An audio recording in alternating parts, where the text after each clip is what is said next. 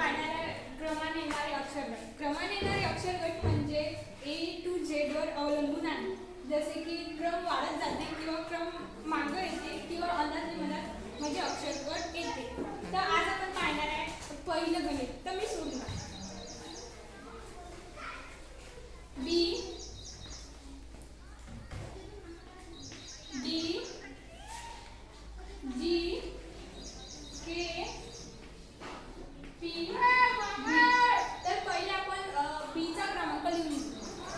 B चा क्रमांक आहे 2, D चा आहे 4, G चा आहे 7 आणि A चा आहे 11 आणि P चा आहे 16 आणि B चा आहे 22.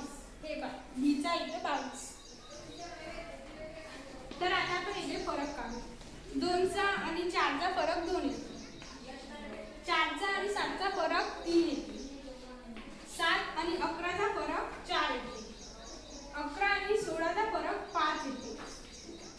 16 आणि 22 चा फरक 6 येतो. तर आता इथं क्रम वाढत पण चालला आणि लॉजिक पण लागला. 2 3 4 5 6 म्हणजे क्रम वाढत चालला. तर मग सोबत 7 येईल असं आपल्याला दिसूनच पडत. मग 22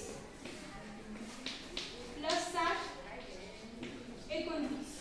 हे 26 पर्यंत जे मोजले मग 26 च्या नंतर नाही आहे तर मग 26 27 28 29. 29 नंबरला सी आहे. झालं. ऑप्शन मध्ये बघायचं आहे का आता.